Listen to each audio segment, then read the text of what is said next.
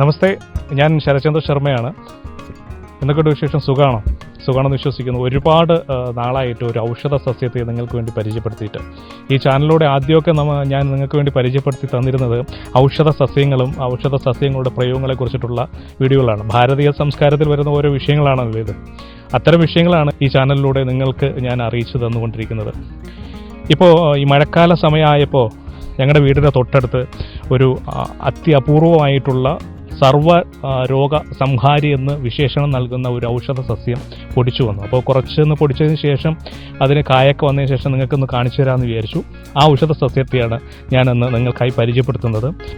നമ്മൾ ഫ്രൂട്ട്സ് വേണമെന്ന് ആരോടെങ്കിലും ചോദിച്ചു കഴിഞ്ഞാൽ നോ എന്ന് പറയുന്ന ഒരു ഔഷധ സസ്യമാണ് നമ്മളിന്ന് പരിചയപ്പെടാൻ പോകുന്നത്.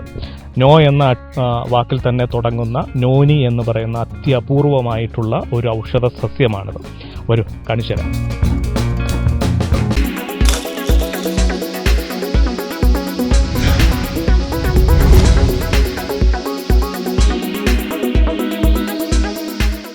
അപ്പോൾ ഇത് ഔഷധ സസ്യം നിൽക്കുന്നത് നമ്മുടെ മീനുക്കുട്ടിയുടെ വീട്ടിലാണ് ഇരിക്കുന്നത്. അപ്പോൾ അത് വെട്ടിക്കളയാൻ വേണ്ടി നിന്നപ്പോഴാണ് ഞാൻ മീനുക്കുട്ടിയുടെ അടുത്ത് പറഞ്ഞത്, വെട്ടിക്കളയേണ്ട, നമുക്കൊരു അതിനെക്കുറിച്ച് ചെറിയൊരു വീഡിയോ ചെയ്യണമെന്ന് പറഞ്ഞത് അല്ലേ.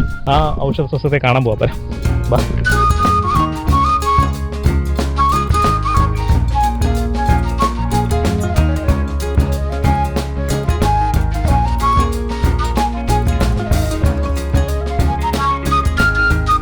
ഇതാണ് ഞാൻ പറഞ്ഞ ഔഷധ സസ്യം നിൽക്കുന്ന വീട്. ഈ വീട്ടിലാണ് അതുള്ളത്. വരും. ഈ ഔഷധം വിത്ത് വെച്ച് മുളപ്പിച്ചെടുത്തതാണോ അതോ അല്ലെങ്കിൽ തൈ കൊണ്ട് മനഃപൂർവ്വം വെച്ചത് തന്നെയാണ്? അതോ, ഇതാണ് ഔഷധ സസ്യം.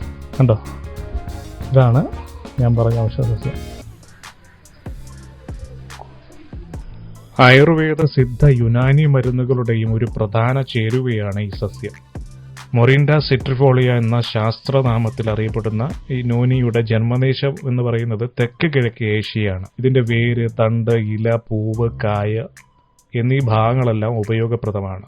ഇന്ത്യൻ മൾബറി എന്നും പറയാറുണ്ട്. നാട്ടുഭാഷയിലെ കാക്കപ്പഴം, മഞ്ഞണാത്തി, കടപ്ലാവ് എന്ന പേരിലൊക്കെ അറിയപ്പെടാറുണ്ട്. മഞ്ഞണാത്തി എന്ന് പറയുന്ന സസ്യത്തിന്റെ ഒരു വകഭേദമാണെന്നും ഒരു പ്രചാരമുണ്ട്. എന്നിരുന്നാലും നമ്മൾ ഈ ഔഷധ സസ്യത്തെ എടുക്കുമ്പോൾ ബാക്ടീരിയ, വൈറസ്, ക്യാൻസർ, പ്രമേഹം, അലർജി, നേത്രരോഗങ്ങൾ, വൃക്കരോഗം, ഹൃദ്രോഗങ്ങൾ, മസ്തിഷ്ക സംബന്ധമായിട്ടുള്ള രോഗങ്ങൾ, ശ്വാസകോശ രോഗങ്ങൾ, കൊളസ്ട്രോള്, തൈറോയിഡ് രോഗങ്ങൾ, സോറിയാസിസ്, രക്താതിസമ്മർദ്ദം, ആസ്മ, തളർച്ച, വിളർച്ച, അപസ്മാരം, അസ്ഥിരോഗങ്ങൾ, കരൾ സംബന്ധമായിട്ടുള്ള രോഗങ്ങൾ, ക്ഷയം, ട്യൂമറുകൾ, ത്വക്ക് രോഗങ്ങൾ, സ്ത്രീകളുടെ സാധാരണമായിട്ട് കാണപ്പെടുന്ന ആരോഗ്യ പ്രശ്നങ്ങൾ, ആർത്തവ സംബന്ധമായ പ്രശ്നങ്ങൾ, വന്ധ്യത സംബന്ധിക്കുന്ന പ്രശ്നങ്ങൾ എന്നിവയൊക്കെ നിയന്ത്രിച്ച് പല രോഗങ്ങളെയും ശമിപ്പിക്കുന്നതിനുള്ള കഴിവ് ഈ ഔഷധത്തിന്റെ ഉണ്ട് എന്നാണ് പറയപ്പെടുന്നത്. കണ്ടോ, എൻ്റെ കയ്യിലിരിക്കുന്നതാണ് ഈ നോനിപ്പഴം എന്ന് പറയുന്നത്. ഇത് പഴുത്ത് വരുന്നതാണ്. പഴുത്ത് വരുന്ന സമയത്ത് ഒരു വെള്ള കളറിലാവും.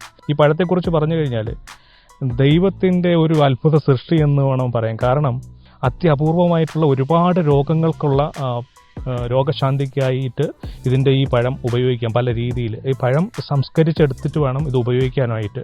സാധാരണ ഇത് പഴുത്ത് വരുന്ന സമയത്ത് ഭയങ്കരമായ ദുർഗന്ധമാണ്. ഇതിൻ്റെ അടുത്തേക്കൊന്നും ആരും പോവുകയില്ല. അതാണ് ഇതിൻ്റെ ഏറ്റവും വലിയൊരു നെഗറ്റീവ് പോയിൻ്റായിട്ട് ഉള്ളത്. പക്ഷേ ആ കാരണം കൊണ്ട് ഈ പഴം ആരും ഉപയോഗിക്കാറില്ല. ഇതെങ്ങനെ ശുദ്ധീകരിച്ചെടുക്കാം അത് ഞാൻ നിങ്ങൾക്ക് വേണ്ടി പറഞ്ഞു തരാം. ഈ ഒരു ഫ്രൂട്ട് എടുത്തിട്ട്, നല്ല പഴുത്ത ഫ്രൂട്ട് എടുത്തതിന് ശേഷം ഒരു കുപ്പിയിലെടുക്കുക. അതായത് പൊട്ടുന്ന കുപ്പിയില്ലേ, ആ കുപ്പി, ഈ പഴം കൊള്ളാൻ പറ്റുന്ന രീതിയിലുള്ളൊരു കുപ്പി.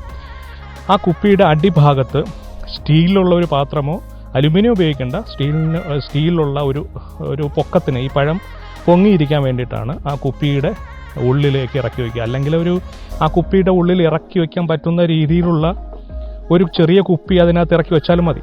എന്നിട്ട് ഈ പഴുത്ത പഴം അതിനകത്ത് ഇറക്കി വയ്ക്കുക. എന്നിട്ട് ഒരു 41 ദിവസമായിട്ട് ഓരോ ദിവസവും 3 മണിക്കൂർ വെച്ച് പുറത്ത് കൊണ്ടുപോയി വെയിൽ കാണിക്കണം. വെയിലത്ത് കൊണ്ട് വയ്ക്കുക.